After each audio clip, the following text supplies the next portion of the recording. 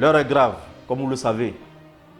L'heure est très grave parce que dans une nation, lorsque vous enregistrez une centaine de morts pour une situation précise, pour une crise précise, c'est que l'heure est vraiment grave. Et c'est ce que nous venons d'enregistrer. Alors, j'ai décidé de prendre la parole pour montrer aux Ivoiriens la nécessité aujourd'hui de nous déterminer pour notre nation.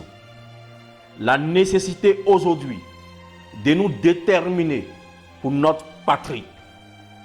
L'heure est vraiment grave. La nation, tout comme un être humain, a une âme. Le corps de l'homme est composé, comme vous le savez, du corps, de son esprit et de l'âme, n'est-ce pas? Une nation, c'est pratiquement pareil.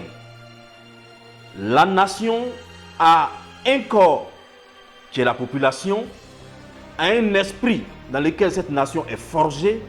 Quand tu es en Côte d'Ivoire, il y a un esprit dans lequel nous sommes forgés en tant qu'Ivoiriens. Et il y a également une âme, l'âme, cette force qui transcende l'existant, qui transcende l'homme et qui fait que on peut dire cette nation est une nation à respecter ou pas. Cette force qui fait que on peut dire cette nation est une nation solide. Cette force qui fait que on peut dire cette nation s'adosse à ce qu'on appelle la République. Cette force-là, l'âme d'une nation s'appelle la Constitution. La colonne vertébrale d'une nation, d'un peuple, s'appelle la Constitution. Et cette Constitution, elle est l'émanation d'un peuple. Elle est l'aspiration de tout un peuple. Alors, chers frères ivoiriens, ne nous trompons pas de combat. Ne nous trompons pas de combat. Ne nous trompons pas de combat. La Constitution est ce qu'il y a de plus sacré pour une nation. C'est ce qu'il y a de plus important pour une nation.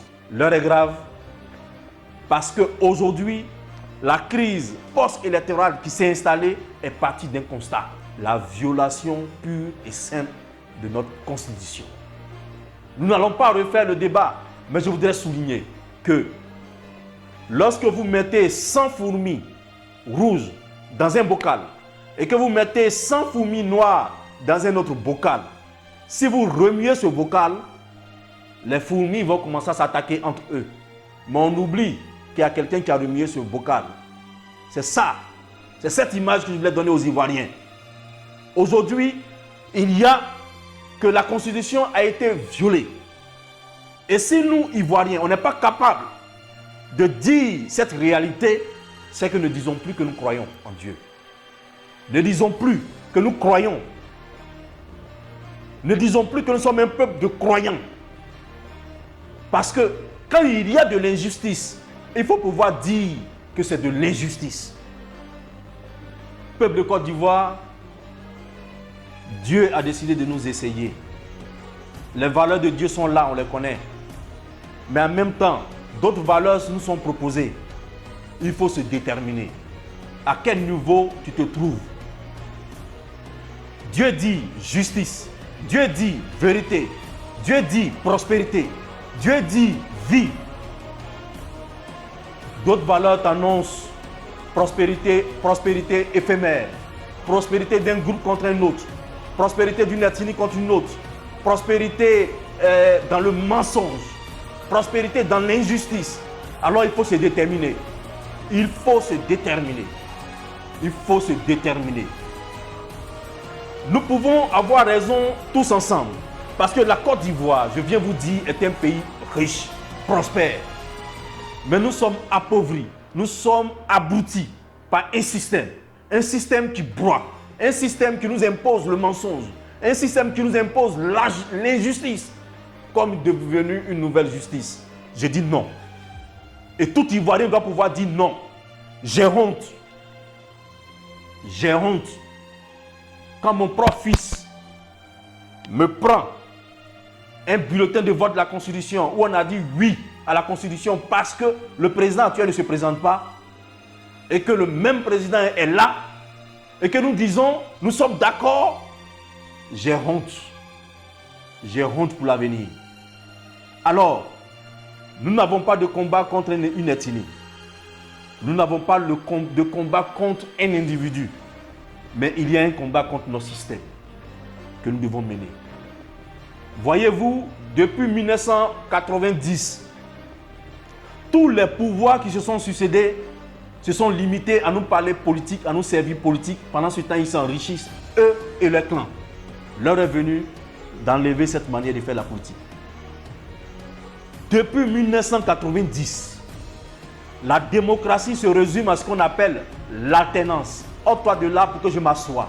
Or, nous savons très bien que le discours de Ball n'a pas seulement défini la démocratie politique, elle a également défini ce qu'on appelle la bonne gouvernance. Or, bonne gouvernance sous-entend la participation du peuple à la chose publique, la responsabilité dans la gestion, rendre compte de notre gestion.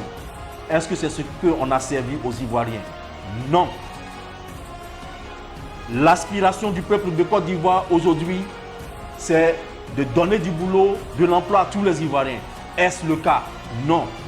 L'aspiration du peuple de Côte d'Ivoire, depuis le combat du feu Boigny pour l'industrialisation de cette Côte d'Ivoire, notre aspiration naturelle, c'est que nous puissions installer ici et maintenant des usines ivoiriennes pour transformer nos matières premières. Cela est le cas? Non.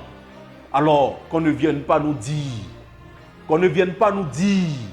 et ne nous contentons pas d'entendre le fait que des gens nous ont endettés et hypothéqué l'avenir de nos enfants pour dire que nous avons endetté les Ivoiriens pour faire route. Non. Ne nous laissons pas à la fois humiliés parce que être endetté n'est pas valorisant. Voilà. Donc j'appelle le peuple de Côte d'Ivoire à se souvenir de sa foi, à se souvenir de ses principes, à se souvenir de la République. La République commande que la loi, même si elle est dure, elle est la loi. Et la loi suprême s'appelle la Constitution. Même si elle est dure, elle doit être respectée. Qu'il en soit ainsi en Côte d'Ivoire. Alors, peuple de Côte d'Ivoire, ne limite pas ton combat contre les Djoula ou Baoulé ou qui que ce soit. C'est un combat pour une affaire de système. Tant que nous serons dans ce système qui a perduré de 90 à maintenant, Ivoirien, je m'en vais te dire que tu n'as pas ta place là où les gens mangent. Je m'en vais te dire, tu n'as pas ta place là où on embauche les gens. Tant que tu n'es pas dans leur clan. Et ça, nous disons non. Alors, le combat que nous devons mener, si nous devons nous lever maintenant, c'est de dire que nous devons changer de système. Il faut dès aujourd'hui se déterminer, non pas en nous divisant, mais unis. Unis pour défendre notre constitution, unis pour défendre le système qui est là et instaurer un nouveau système qui met l'Ivoirien à la tête, qui met les populations vivant en Côte d'Ivoire dans le jeu économique de la Côte d'Ivoire. Alors, arrêtons, chers frères ivoiriens, de nous entredéchirer. Arrêtons de nous battre. Baoulé contre Djoula, Bété contre Baoulé, Bété contre Djoula. Non, chers frères.